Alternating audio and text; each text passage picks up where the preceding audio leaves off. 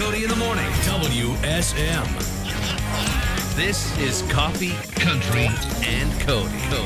Well, good morning, everybody, and welcome in. We are all here in the studio this morning, ready to go, bundled up because it is cold outside. Good it's morning cold to you. It's Coffee, Country, and Cody. Amber Anderson is here. Annie Nye standing by. We got our friend Charlie Mattos and Jeff Roberts is upstairs. I'm Kelly Sutton. We are talking about all the things this morning, including the oldest thing in your fridge. Are you brave enough to call us and tell us what it is? I want to hear. This is what I mean, and I'm the worst because we don't cook in our house very often. So there are many things that are in there that get pushed to the back, or it's on the sides in the door. The door is a danger zone. The door is a danger zone because I'm sure that there's all kinds of stuff in there that's probably got expiration dates. Have you seen what is the commercial where she's going, expired. That's me during the holidays. So just sounded like all of my relatives. Oh, expired. All from New England. It was they said I have an infestation of ants, and it's like all of their ants are coming in and looking through their house. Anyway, so yeah, we're talking about leftovers. We are in the danger zone. If you still have leftovers from the Thanksgiving holiday, they need to go today. Throw them out. If you want to call us and tell us the oldest thing in your fridge, if you're brave enough to go there for us, give us a call, 615-737-9650, or drop us a comment. You can do that as well. Over on socials, you can find us. You can also go to our YouTube page. I found strawberries in Renee's fruit drawer that not only had dried up, not only had gotten the white kind of fuzzy mold, they had kind of melded together into one big fuzzy ew. They became their own its own entity. Just one. Yes. This isn't food per se, but I had a thermos because I always make my coffee in these little things because I'm running out the door. Yeah. And I'm so bad at like washing dishes and doing all the things. So I found a thermos that I forgot that I brought home and I hadn't finished on my coffee. So when I was cleaning this weekend, I was like, why did I set that over there? And then I looked and I was like, oh my gosh, I must have been running in the house to do something and I set it down and just forgot. It becomes was there. petrified. I just threw it away. Yeah. I don't even bother. The worst is any kind of protein shake. That smell will haunt your dreams. Oh my gosh. I can imagine because Annie works out all the time. She's the best of all of us is working out. So you probably have that in your car. There might be something in my car. My car's a risky little game that I play with myself, but risky little game. That smell would kill a child. It would. It's horrible. It's horrendous. It's horrible. All right. So we're talking about all of that and more. We got entertainment headlines coming up in just a little bit. And we're remembering Steve Cropper. He passed away and I was so sad to hear that. 83 sad. Years old. Yeah. What a life though. Yeah. What a career. Incredible. I just think of Play It Again, Steve, or Play It, Steve, when it's in Soul Man. Oh yeah. And then we're talking with Steve. More Coffee, Country, and Cody is on WSM. Welcome in, everybody. Coffee, Country, and Cody. We are inside our Simply Superior studio this morning here at the Opry Plaza in the Acuff House. And we are talking about new music from Jake Owen. This is very exciting. I'm reading an article that said, and I don't know that this is fair to put on his shoulders, but it said Jake Owen started Bro Country. I mean, I think he took ownership of that, didn't he? I guess. He said it. He was like, if Barefoot Blue Jean Night had never happened.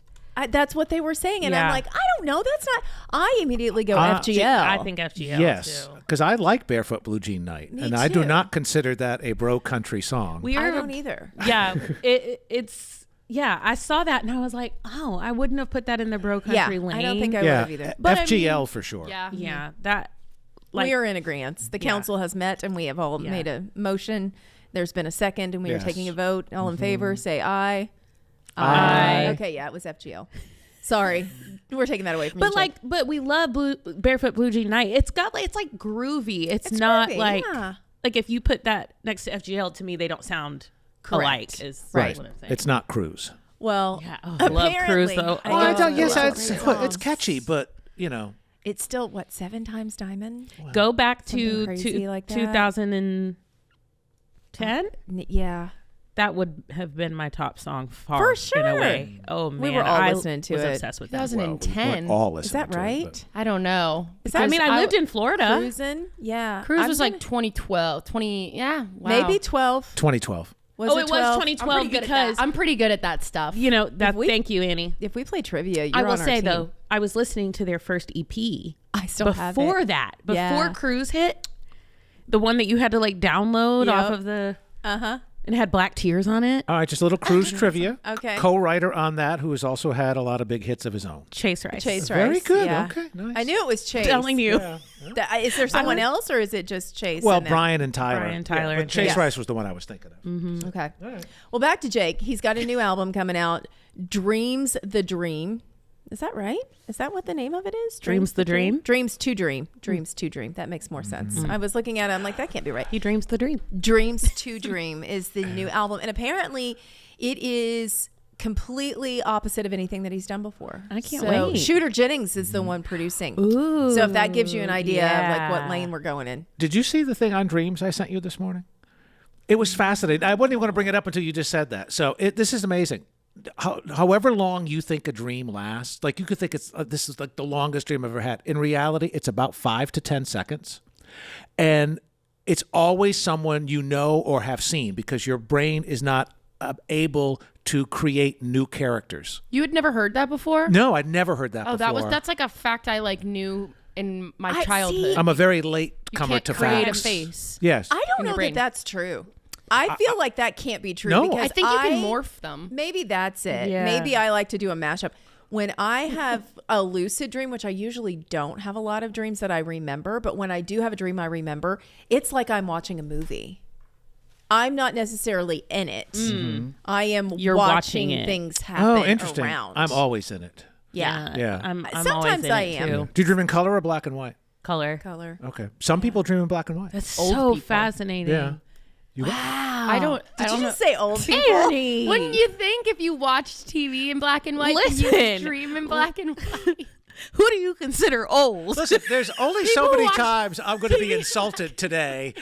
So He just said I old don't people. picture anything in black and white. Old Except like people. my parents' childhood. I picture that in black and white. Isn't that weird? Somebody called Jamie all the Johnson. It's in color. That's terrible. Is it? Am I no, ageist? It's not. You're not ageist. Am no. I ageist? You're fine. Okay. Let's talk about leftovers. somewhere because Jamie Johnson is saying, play my song. he right? is. Yeah, get it loaded up. So we are in the danger zone. If you still have leftovers from Thanksgiving, they got to go. They got to go. Today is the day because there's a whole article about how people will keep things and then they're thinking, how long can they last? How long are they okay? Today is basically the time where if anything is left over, it needs to go. You're more lenient with vegetables, right? Meat, you got to be a little more serious with. Yeah. You know, like I am not an expert on this because I don't eat leftovers. Nothing. Really? The only thing I will eat leftover is pasta. How like about mac and cheese. How about pizza? Really? No. Really? No? Nothing. Are you serious? Nothing. Wow. I So if you go out to a restaurant and you don't finish. I like will if I take it, I'm not trying to like be like, ooh, but if I take it, I am always trying to find someone that's like maybe on the side of the road to like give it to. Really? Because I don't want to waste the food. I'm very serious Oh, about we need that. to go eat together Or so I can take I will specifically say, please don't give that to me if I know if it's something I'm not going to eat because I'm like, Right. I'm not going to take it home. So I'm always being like, I'm not going to eat it. Okay. Well, we're going to talk about the oldest thing that you have in your fridge, and we're going to open up the phone lines. If you want to be brave and go to your fridge and show us or talk to us about the oldest thing in your fridge, 615-737-9650. The oldest thing in your fridge, what is it? We'll be back. From the Assembly Food Hall acoustic desk, this is Coffee Country and Cody. We always love when guests walk in, but so excited to see Lily Rose. I mean, literally, you could probably hear it on the radio. We were screaming, yay! We're so excited to see you. We were hugging each other in the green room. Gosh, I've missed y'all. I know, we miss you missed so It's been too much. long. It's been too long. We've been trying to get together for I don't 3 even years want to at talk this about point. it. I don't want to talk about it. It's been like truly, I think us trying to just hang out outside of work 3 years It's and crazy. running, And and we still haven't made it happen. I have to give the backstory about something really that happened where Lily stepped in. This was crazy because you got thrown into the fire in such a way. So take us back. It was 2022. We were at CMA Fest, Nissan Stadium. 60,000 plus fans are there. Amber and I are scheduled to host the stage. I get COVID. Yes. So I am sidelined.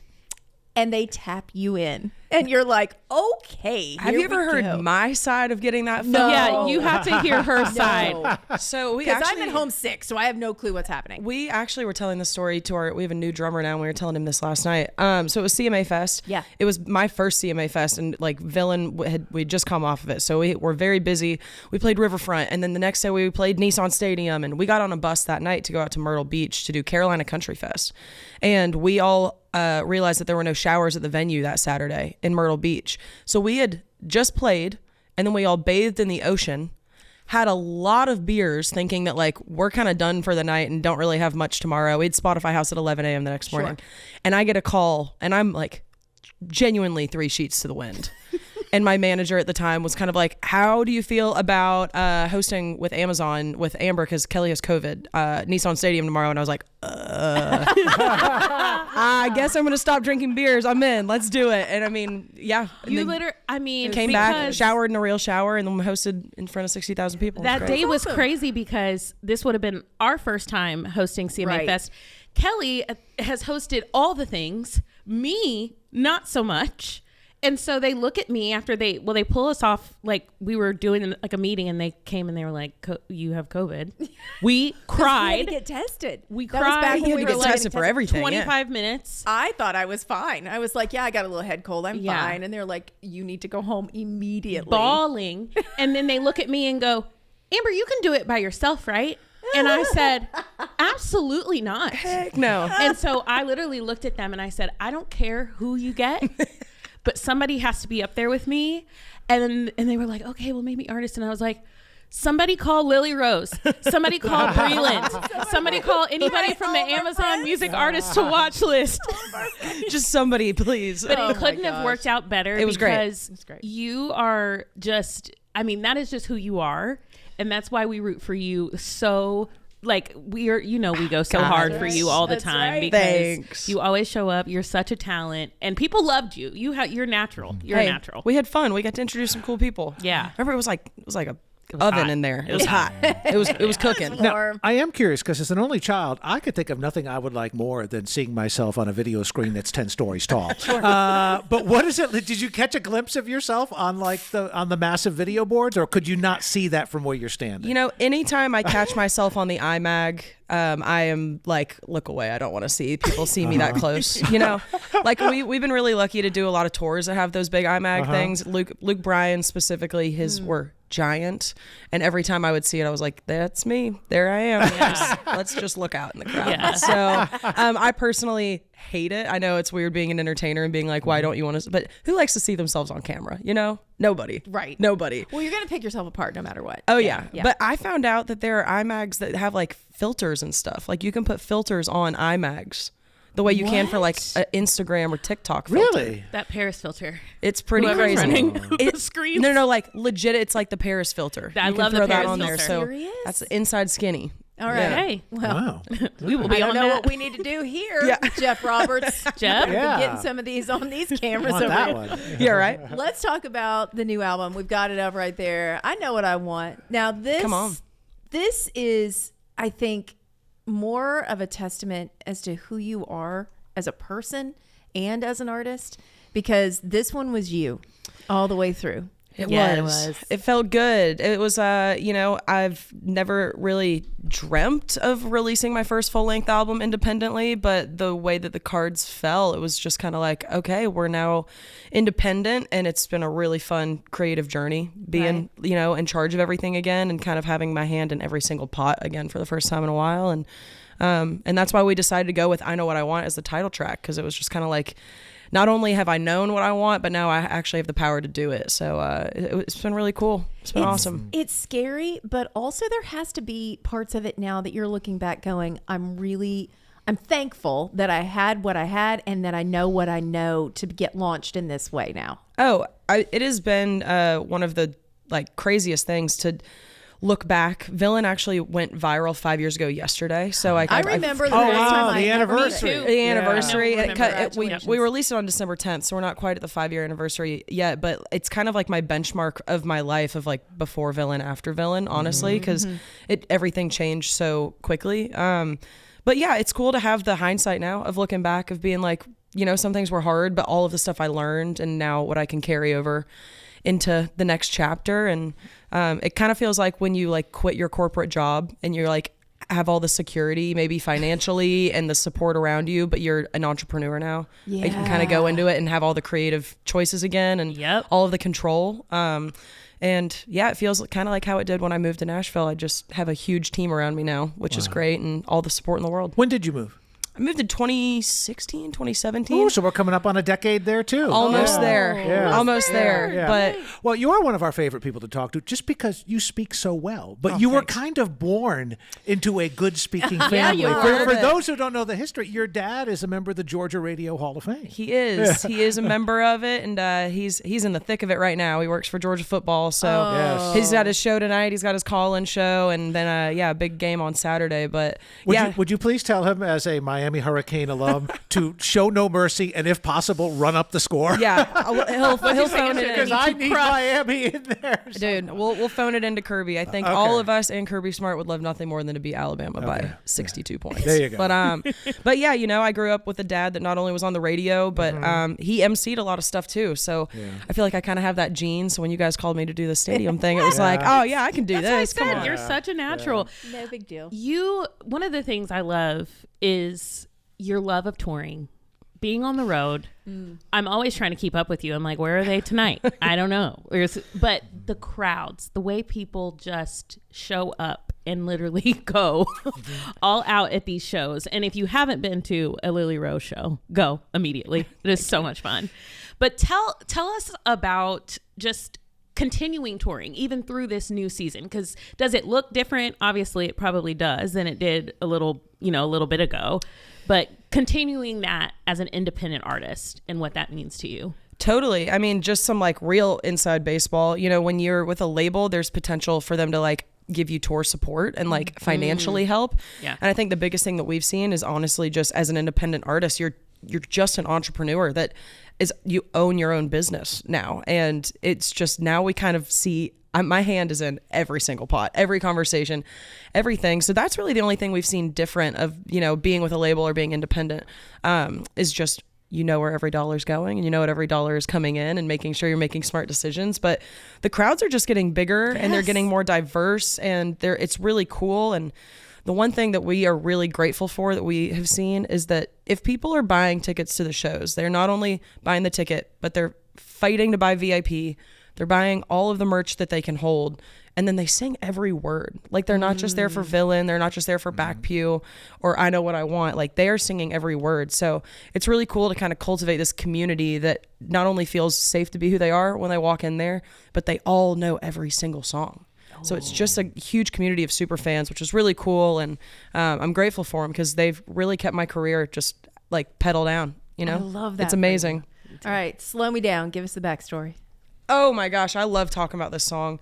You know, first full-length album after 5 years of being on Music Row and writing and everything, I wrote over like 600 songs, and there's only 13 on that album. And we had 12. This is going to be one hell of a deluxe. I know, right? It's pretty wild. 52 LP. Yeah, right? Golly, we could do it. But yeah, you know, my producer, Paul DiGiovanni, and I, he's a huge anchor in my songwriting too. We had 12 songs ready to go, and we only had one session left for the entire year. And Seth Ennis, Paul, and I were writing, and we were kind of like, yo, we have the album done, but like, let's write something weird. can we write something really weird today that like we all just really want to say from our hearts? It doesn't matter if it makes the album or not.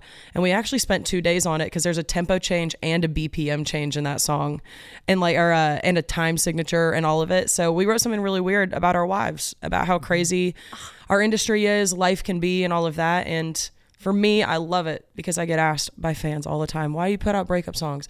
You're happily married. Why is it all breakup songs?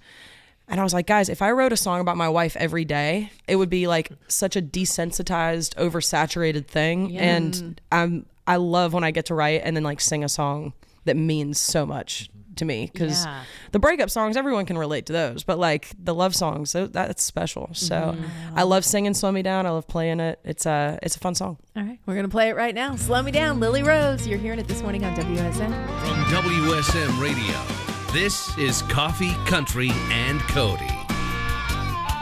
It's so strange to say debut full-length album from Lily Rose, because I feel like we've known you for so long and you've had so much music out, but full-length album is out now. How does it feel to have that out into the world? Oh, it feels great. You know, I always say that we write songs for ourselves and then we release songs for the fans and for other people to relate to. And it's just really cool. Some of those songs, like Work Like That I'm going to play tomorrow night at the Opry, and a couple other ones on the album, those are like 4.5 years old. Like I wrote those in 2021 and always fought for them and always loved them. So it's just really cool that they're not mine anymore and they're just out in the world. And it's nice to hit like publish on something and then just kind of step away from it and know that I created that art. It's out there, and what do we do next? Yeah, so that's great. It's really great. All right, so speaking of Opry, you got to take me back May 2024, so about a year and a half ago. Yep. Now it's cool enough when one of us gets to introduce someone for their debut, but tell everybody who brought you out. It was really cool. My buddy Kelsey Ballerini introduced me at my debut. It was very emotional, and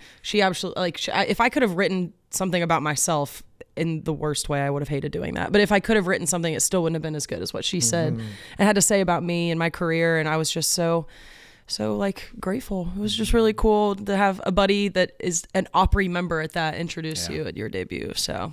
Were you nervous stepping in that circle? Oh my gosh, yeah. Oh, I was so nervous. I don't really get nervous for a lot of things anymore because I feel like we do like, you know, you finally go on tour. You in front of 60,000 people. You handled that. Hey, so you're like, what? You know, I was this like, can't be that. Yeah, that kind of looks like a painting when you play a stadium. It's not as really intimate, does. but Right. But no, I feel like whenever I do something new, I feel nervous, and doing the Opry was, and I knew it was going to be the greatest honor of my entire career. So if you're not nervous stepping into that circle at all times, let alone at your debut, then check your head. Yeah. But it happens to everybody. Like I worked Train's debut a couple months ago, and Pat Monahan was saying, I never get nervous, and I'm a little scared stepping in that circle for the first time. It's crazy. Oh, yeah. But, you know, the second you get out there, like the band and everybody that works there are the most welcoming people. And it's the country music fans. They're the greatest in the entire world. So you just want to sit there and you want to tell them a couple of stories in song, and you know that they're going to be supportive. So I love playing the Opry. We're stoked. It's the best. Introduce the birthday boy. Yes, this is my best friend, and I told him he needs to learn how to play guitar last night, and it was his birthday, and he went home and learned how to play guitar. I was like, dude, do you want to come and play on the radio with me tomorrow? And he was like, yeah, this is good. So this is Bud Davis. Hey, y'all. How's it going? Hi, Bud. Good to see you. You're going to do one live for us. Figure 8? We're going to do it. This is the first time we've ever played the song acoustic, too, just for you guys. Okay, give us the backstory on the song before you do it. Yeah, I love the song. I wrote a lot of this album on retreats or on the bus with the same 4 people. And I was rarely writing with people I'd never met before in Nashville. And my buddy Matt Morrissey and he produced Villain.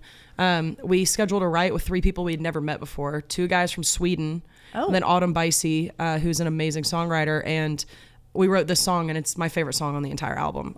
So it kind of like opened my eyes of like, you think that you have your process and you know like what's going to win, and you can be pleasantly surprised if you just show up and meet new people. So I love this song. It's our favorite one to play off the album, full band. And we're going to try it acoustic for you right here. We're going to see what happens. So yeah, this one's called Figure 8. 1, 2, 3, 4.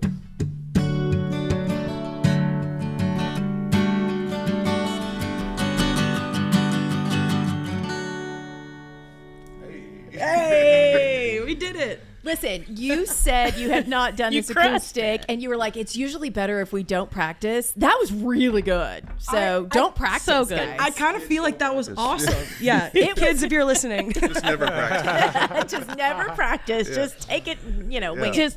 That's great. Thanks. Elaine and Tony say hello. Oh, my peeps. They are watching. I love them. I miss them. Hi. My parents. I wish I was down parents on. Are the biggest fans. They're the biggest Lily Rose fans. I'm the biggest fans of them. They're the best. They're my panhandle homies, They are. Like, that's Where it. Walton Beach wants to know when you're coming back. What's up, baby? Come on. Dude. You are playing the Grand Ole Opry. For other shows, if people want to see you, where can they find everything? All online? All online, yeah. Lily Rose Music, pretty much across the board. If there's not that blue check, it's not me. Don't send them money. Just don't do it. Yeah. Just don't the do worst. it. But yeah, Lily Rose Music and LilyRoseMusic.net. Now, if they'd like to send money to the blue check. Yes, I will put my Venmo on my Instagram stories. Thank you. Okay. Don't do it. So you mentioned something earlier, and I want to circle back to it. You said, now you are an entrepreneur and that you're in charge of your own business. But when you look at people like Dolly Parton and Reba and people who have taken full control of their career, they've become that business person. Did you always have that business side of your mind? Yeah, I think I did. I started booking shows when I was in college, when I was like 19 years old. Yeah. So until Villain, I was my own booking agent, my own manager. I didn't have a lawyer. I didn't have a publicist. I didn't have a publisher. I had nothing. So I'm kind of used to being like having a skeleton crew around me and having to do all the bootstrapping work myself. So yeah, I think I've always had the business mind. I'm a pretty administrative artist. My management always laughs at me, or they're kind of like, why are you the one throwing that in the calendar and all of this and keeping things organized? Because that's rare. I think it is. It is very rare. People that have both sides of that mind, usually it's like a super creative person that just tell me where I need to go, or somebody that has everything scheduled that could never write a song in their life. Totally. And my wife would laugh because she's like, I am the glue that holds everything together.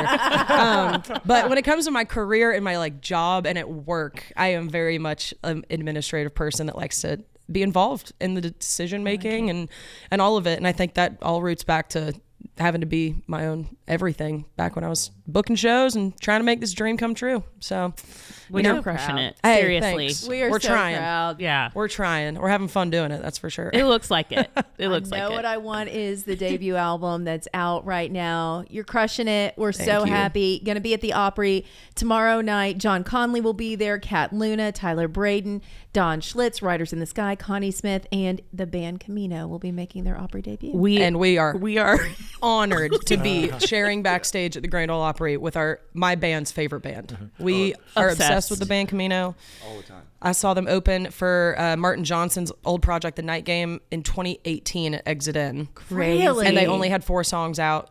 And I've been a day one, and I'm not friends with them yet, but tomorrow night we have a mission. You will be. I'm going to. You and I, we're going to make them our friends. Yep. This is going to happen. I'm going to play See-Through on the piano of whatever room I'm in until I just lure them in. I'm just going to be like, it. I'm wearing my new Band Camino shirt. Are you introducing them? No. Oh, okay. I'm just there as support. No, and, they get me. Yes. Yeah, but Charlie's introducing best. them. Yeah. All right. So your goal tomorrow night, a picture. Please send it to me. I would love to see it Great. backstage. Yep. Lily Rose with us this morning. Good to see you. Good to see you guys. Love y'all. This is Coffee, Country, and Cody, live from the Assembly Food Hall acoustic desk.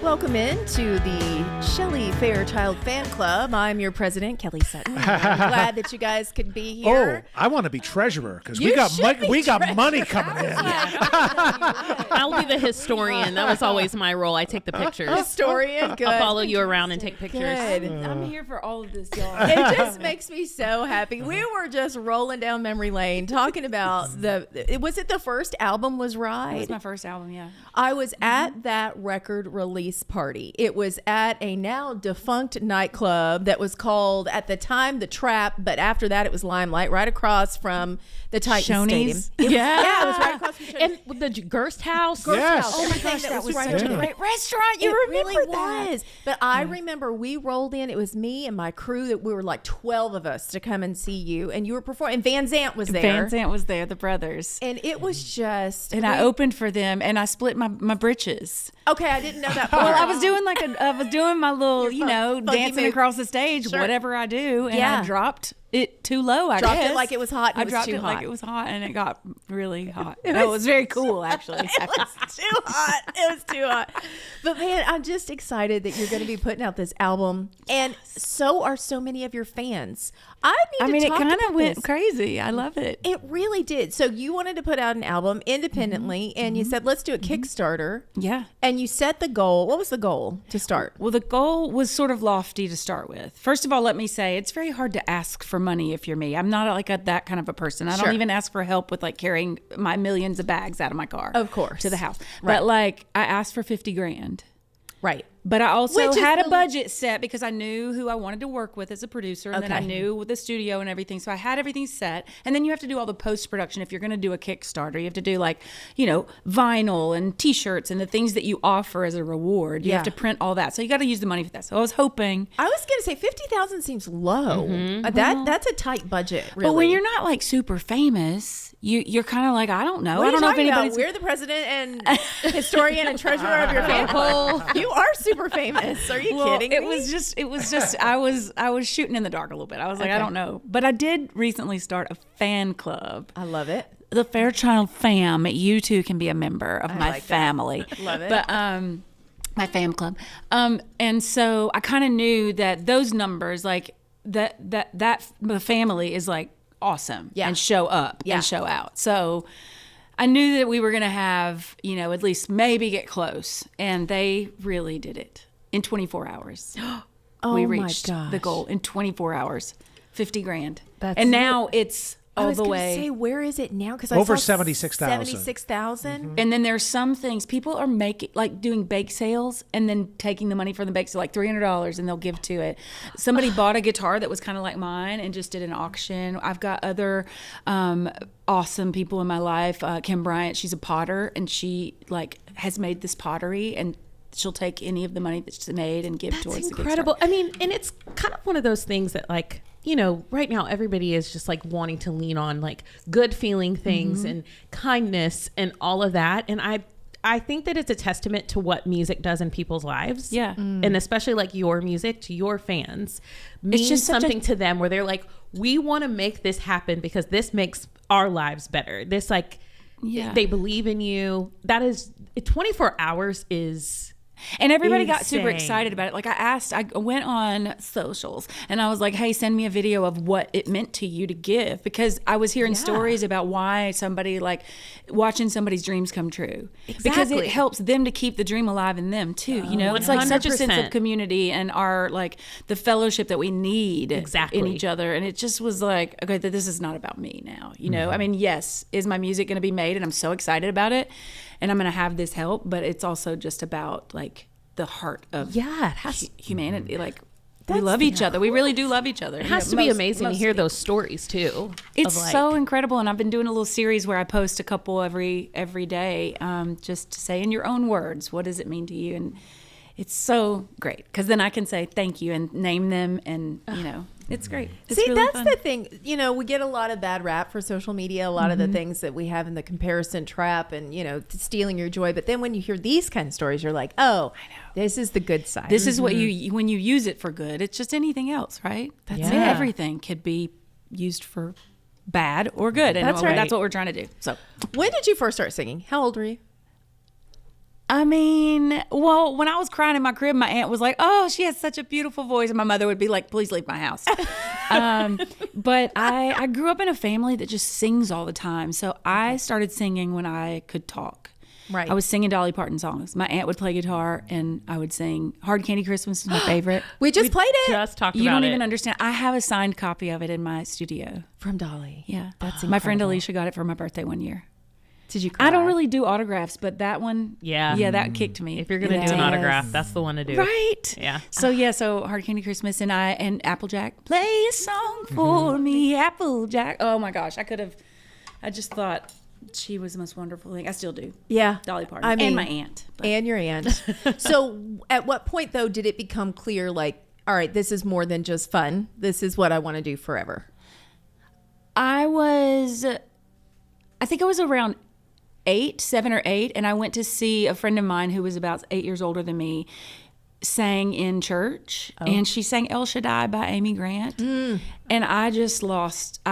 Everything about me like looked up there, and I was like, I didn't know you could do this. I don't know why, because I mean, I grew up in church, and so people would sing, but I guess when you're hearing like a church lady sing, it's different than like hearing your friend who does a contemporary song. And I'm like, oh my goodness, you can perform like this, and it set me on it. I never thought of anything else. I was like, I'm going to be a singer, and I mean, I did kind of want to be a vet at one point, but. I didn't want to. I think every little girl wants to be a vet at some point. Yeah, we were like, I love horses, so I was like, I'll be a large animal vet.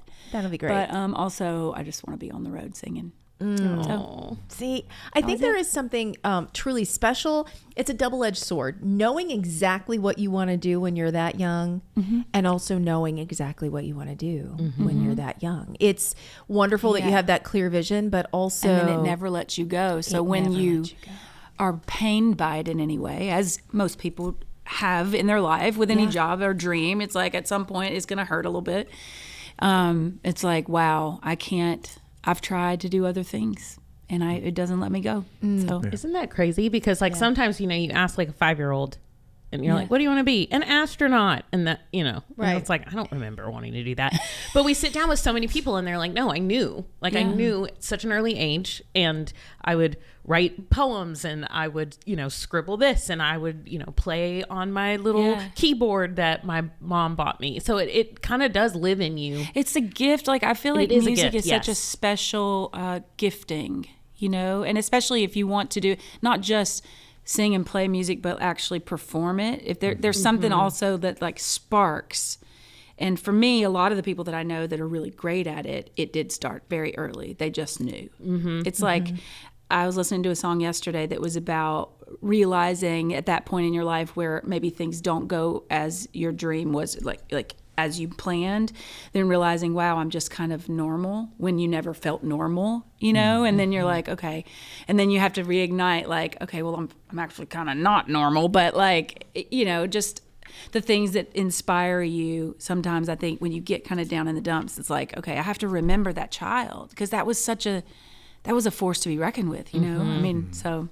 Well, the list of people who love your voice is pretty impressive too, and it spans the spectrum, because you have sung with the likes of. Well, no, I was like, where are you going with this? No. I'm saying you've sung with everybody from like Martina McBride and Tanya Tucker to Trace Adkins and Eric Church. I mean, that's a pretty wide spectrum of country music. There is there a tour, an artist, a song that you've loved working with the most, or just stands as a highlight? Maybe not the most, but. Well, it was really cool. I think that working with Martina was just a life change. That's a core memory. That's something that like, she's like I literally can call her at any point and she'll pick up the phone now, she's a friend. And I would have never, the little girl in me driving to go feed my horses in the morning when I was in the 7th grade, like, I didn't drive in the 7th grade, but like singing Martina McBride songs, would have never guessed that I would be a friend of Martina McBride. So it's like, that's probably my deepest love right there. But I just sang backgrounds on a Melissa Etheridge record. Let's take it to rock and roll. And I mean, my little high school self like knew every word to every song. And when she asked me to sing backgrounds, she said, I usually don't have backgrounds on my records. I was like, yeah, duh, because I've been singing on it since you're like, the jump, it's fine. sis. I've been making the harmonies since the beginning. Like, you've had them. You just didn't know. But like all those people you just named, what voices, right? Yeah. What a gift. Like, that I've been able to do that. Is my memory right? One of the first tours you went out on was Rascal Flatts, opening for Rascal Flatts. I opened for Blake Shelton, who opened for Rascal Flatts. Wow. Okay. So it was the Here's to You tour with Rascal Flatts, and Blake was opening, and he still had a mullet. Nice. A mullet. We going back. Yeah, we are. We're going to play Faithful to Freedom. Awesome. So tell us the backstory before we roll this song. So I went through a breakup, and I got together with my friend Maya Sharp, who's an incredible songwriter.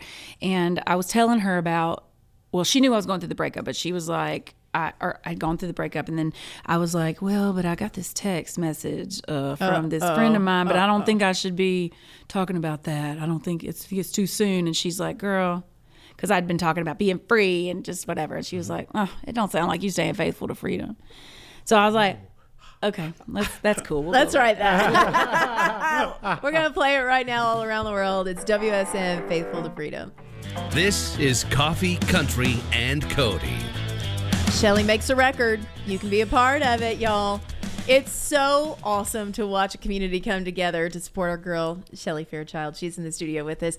You put this up on Kickstarter. You said, hey, I'm going to do this studio album. If y'all want to get in on it, we're going to set the $50,000 goal. You're already at $76,000. You still have days to go. Mm-hmm. December 16th is the cutoff date. So we have some time. I know. And the thing is that like you can look at the number and think, wow, that's a lot of money. She's reached the goal. And it's great. But things in this business cost so much money, you know? Well, when you said 50, I was like, I don't know that's like... That feels very low. Because what are you offering? Right. So there are different rewards. I think we go like 12 or 13 or something, different rewards. And some of them are like, let's go to coffee together, my favorite coffee shop. I mean, it's like that kind of thing. Is that how we're actually going to make it happen? I know. Go on here. Is that how we're going to get to go to coffee with Shelly? I'll make you a necklace. Like I make jewelry. And so that's one of the Shelly, things. That's awesome. I draw. So I drew like some tattoo flash. And that's one of the offerings is like you can get that. Yeah, you got an exclusive T-shirt. Yeah, at a certain level. That's really cool. That's really cool. Yeah, and I'll do like a phone call, a Zoom call, and the lyric tattoo design. I like it. You don't even understand how many people are like, please write this lyric in your handwriting, and I want to get that tattooed. It's a lot. That's brilliant. Yes. Because I feel like that is a different level of connection to your fan. I mean, not the tattoo is a different level, but you know what I'm saying? These offerings, because I think it would be so easy just to like print a bunch of t-shirts with your face on it and send it through the mail and go, thanks. But the fact that, it's so personalized, that is incredible. I know, and my team is like, I mean, it's going to be a lot of work for you. And I'm like, are you kidding me? Do you understand? Like, these numbers mean I can go make a record. Otherwise, I wouldn't, we'd get some work tapes or a little chintzy record, but, This is a nice one. I'm looking at these flash tattoos. And I mean, that's the only way that we always do like the little fake tattoos. But if we had it in your handwriting, we can send it off to Inkbox and get one that just goes right there. Okay. Well, then you'll get that. You will get that. We like that. I'm picky on handwriting too. And you have great handwriting. You do. Oh my gosh. Thank you. You have a great signature and you're great handwriting. Thank you, Charlie. It's absolutely beautiful. You have an incredible voice. Yeah. You're going to play for us. And you said this is the first time that you played for yourself in the studio. Mm-hmm. I always bring a guitar player. Mm-hmm. Well, I like that you're flying solo this morning. We're going to give it a shot. Okay, what song are you going to do? I wrote this song with Kaylee Hammock and Ashley McBride. Amazing. And it's a song about sort of in the mental health field of like, have you ever been the person that was the other voice, the voice on the other end of the line when someone needed you really badly and you showed up for them? Okay. So, what's the name of it? It's called End Up in Austin. All right. Shelly Fairchild. Ready? Yeah. Okay.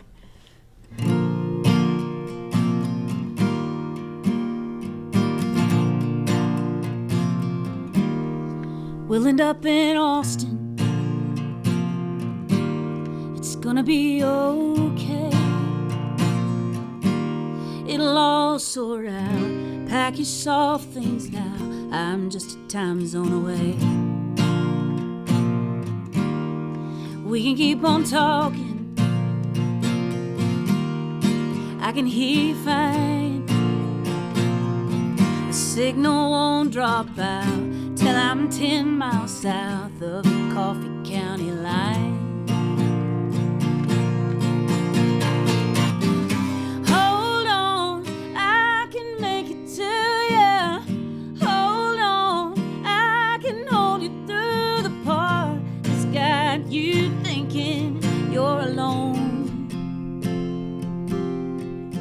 It's kinda crowded at the truck stop, finally seeing Texas place, and I see a longing in us all, but we're all in it for the long haul if we're driving this late. Hold on, I can make it to you. Hold on, I can hold you through the part that's got you thinking you're alone. Baby, baby, hold on, I can make it to you. Hold on, I can hold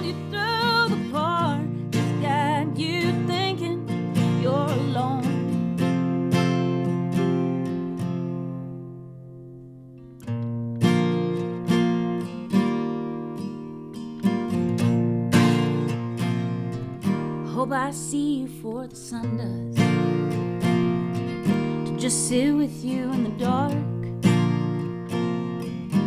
so I can tell you for the record, if it made you feel better, I'd have gone twice as far.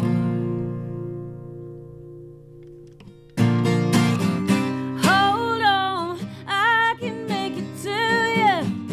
Hold on, I can hold you through the part. It's got you thinking you're alone. Oh, hold on, I can make it to you. Hold on, I can hold you through the part. It's got you thinking you're alone. We'll end up in Austin. It's gonna be okay.